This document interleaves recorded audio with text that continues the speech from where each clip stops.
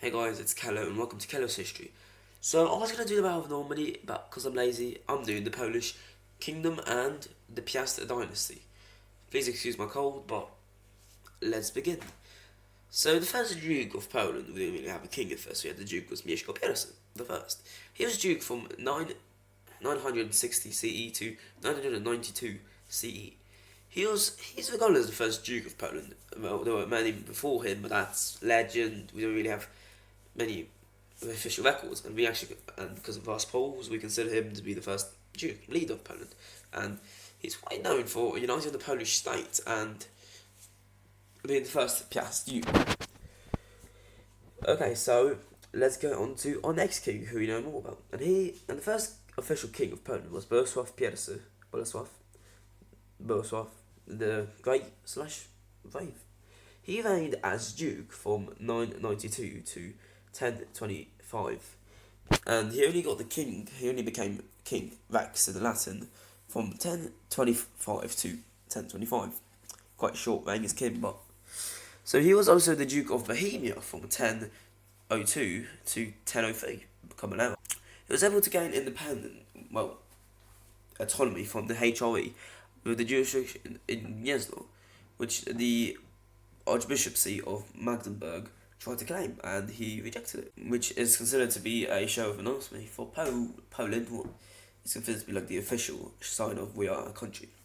He also created Archbishopcy in Wrocław, Kraków, and Korbrzeg in Poland. And from 1002 to 1018, he led a series of battles against the west, north, and east. Quite successful, actually.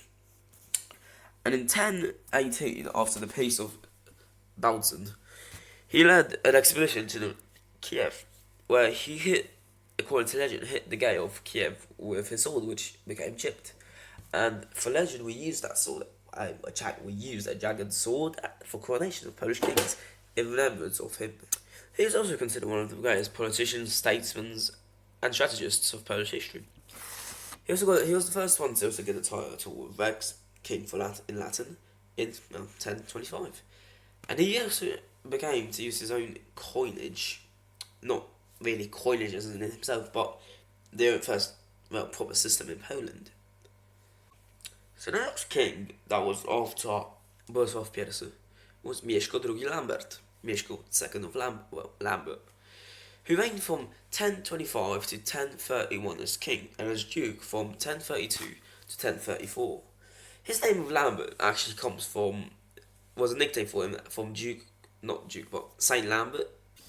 Some of his achievements were he led two devastating invasions of Saxony in 1028 and 1030. After this, Poland went into defensive war against the HRE, Bohemia, and the Kievan Rus. He ended his reign as king when he escaped and fled to Bohemia to seek refuge when the Jarosław I, the Wise, invaded Poland. He is also known to have lost the lands that his father, Bolesław I, gained, including Upper Austria, Lower Austria, Red Ruthenia, and Upper Hungary, what is now part of, Hungary. And he also lost what is we don't know really, but probably part of Moravia. He was also quite educated for his time. He was able to speak and read and write. And he also knew Latin and Greek. After his death and disposition, there was a time of dukes in Poland with over 3 to 5 dukes, but that's a video for a whole other day.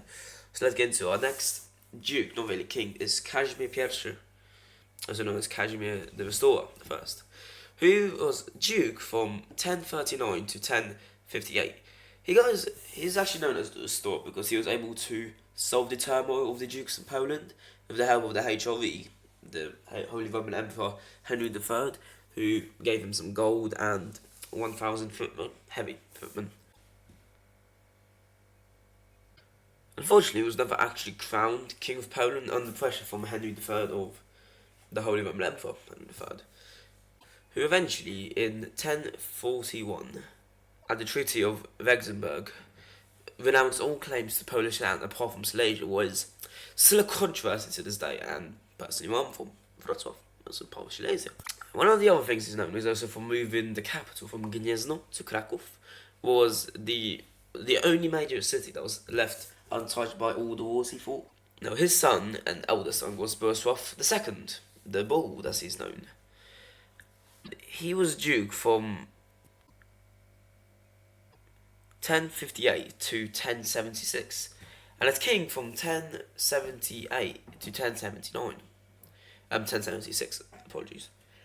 And he was one of the most capable Polish rulers, actually. He restored the archbishopship of Gniezno. He was also the first to replace foreign currencies. As mentioned before, Poland was able to regulate foreign currencies, but he was actually the first to be able to mint and reinstate his own currency, with the main mints being in Wrocław and Kraków. He's got his kingship from Pope Gregory VII after helping in the controversy that, I can't remember the name now, but the controversy. This was because Pope Gregory VII was, well, a part of a little state in Germany called Savona, and as he was an enemy of the Holy Roman Emperor Henry VII, Boleslaw II saw him as an actual ally, and while helping him by causing revolts in Saxony, he was able to be named Rex, king from the Pope, and because of this, Poland. This is right because most of the support was because of the Holy Roman Emperor and, well, Poland being Christian. And he also later on did crush the revolts in Saxony.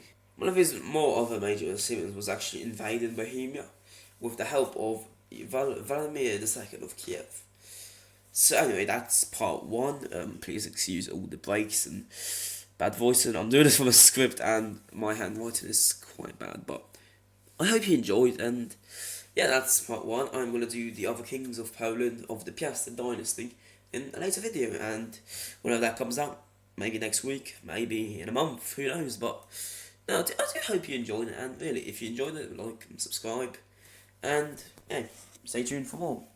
Well, anyway, that's all for now. Bye.